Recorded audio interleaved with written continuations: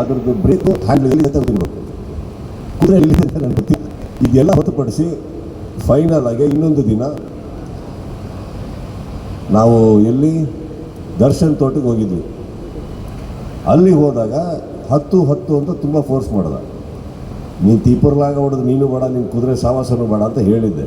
ಆದರೂ ಕುದುರೆ ಹತ್ತಿಸಿದ್ರು.